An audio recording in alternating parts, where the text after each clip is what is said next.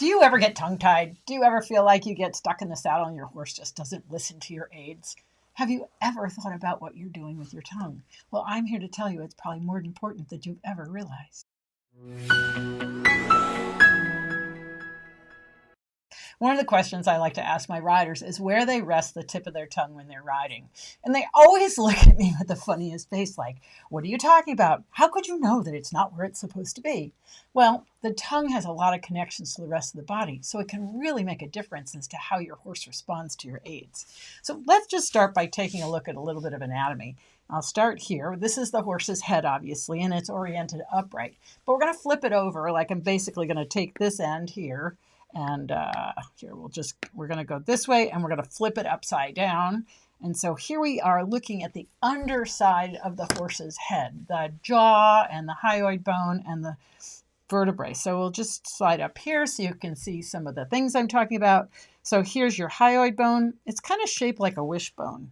So it's a really interesting shaped bone.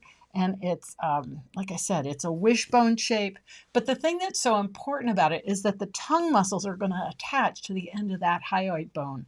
And so that's going to affect so many things.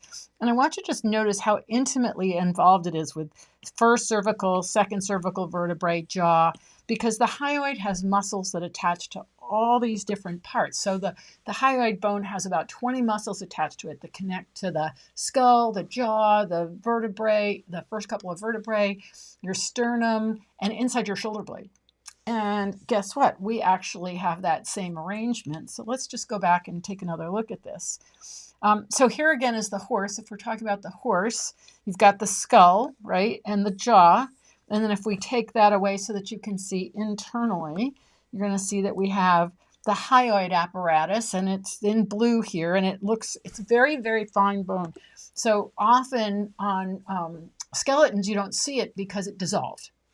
So that's why it's not really noticeable. There's very few skeletal preps where they actually can preserve the hyoid bone. Diane DeZingle has a great hyoid apparatus with little magnets that you can take a look at if you go to the bone room down in Aiken. But let's go back and look at this. And so we've got this hyoid apparatus. And then, of course, we have all these muscles that are attaching to the hyoid.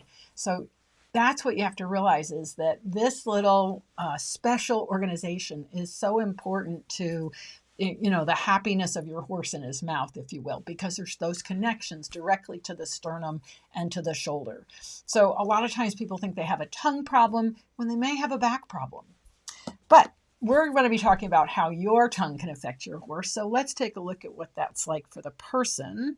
And let me just get my little slide here and we'll go on back. So the hyoid bone in the human is here.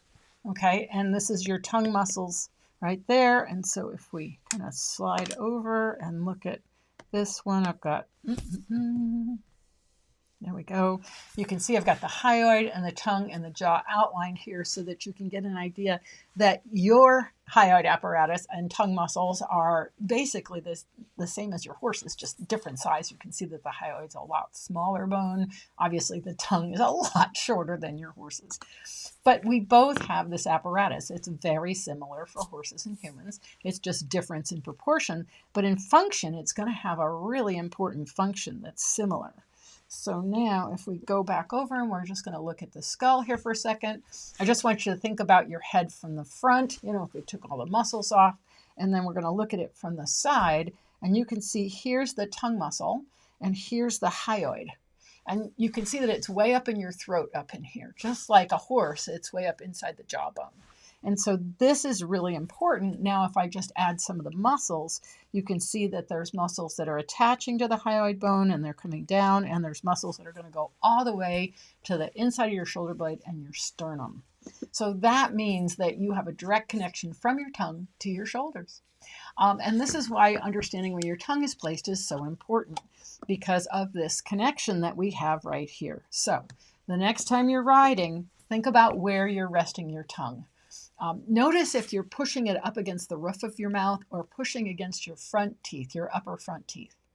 If you notice that, just relax the tongue a little bit, rest the tip of the tongue behind the lower front teeth, because we think about if gravity is acting on your tongue, it would be relaxed, and it ought to be like puffy and fat, kind of like a fat sausage, the same way we want to see it in the horse. Okay, so the next time you ride, make sure that you notice where you rest your tongue. If you find that you're pushing it up against the roof of your mouth, just think about relaxing and let it rest down. And always remember to enjoy the ride.